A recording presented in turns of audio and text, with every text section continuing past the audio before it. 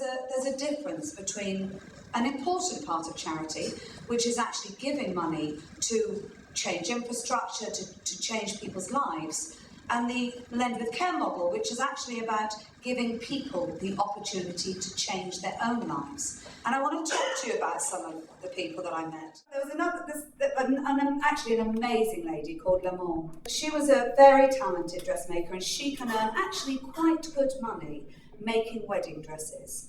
But what she decided to do was to borrow some money to set a school for seamstresses up.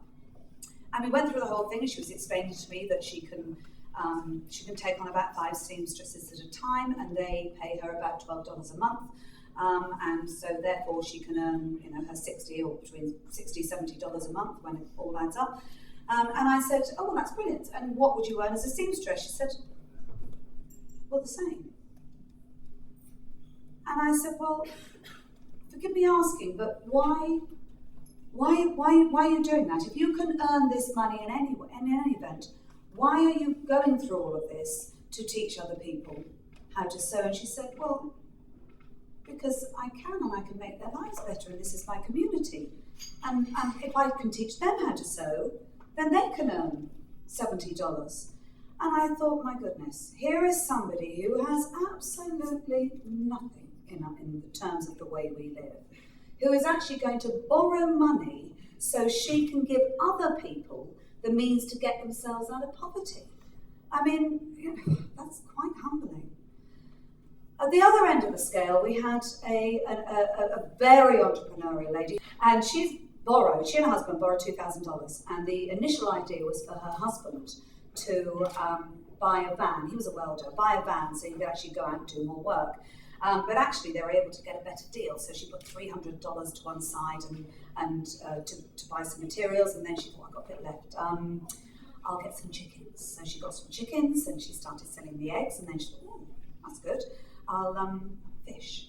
I'll dig myself a pond out and I'll get fish. And actually, when we saw it, this pond was like a lake, absolutely full of fish. And so she's now selling eggs and she's selling fish, and she's now planted up all her plants around, and she's doing mangoes. And I mean, this to me, she was the entrepreneur. She really was an entrepreneur. And I was equally impressed. So I spent a lot of my time with the entrepreneurs, but I also spent my time with the people who actually administer the loans. And they're not business people, they're farmers, they're people who know the communities, and they know the people that they're talking to, and they know the good ones, they know the bad ones, they know the ones who are actually spending the money on the things they said they were going to spend their money on, they know the ones who are spinning them yarn. And there is no better way. I wish our banks knew their customers like these people know their customers, because they're lending the right amounts for the right reason.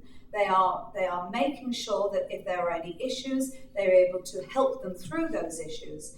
And they're lending at the right rate, because actually there is a big risk here. Microfinancing can be a very dangerous thing in the wrong hands, because it's a very, very easy thing for money lenders to get involved and charge extortionate rates and be extremely unhelpful. So it's important. Microfinancing is fantastic in the right hands. Now, what I've seen from Lend with Care is Lend with Care are about as good a hands as you are going to get.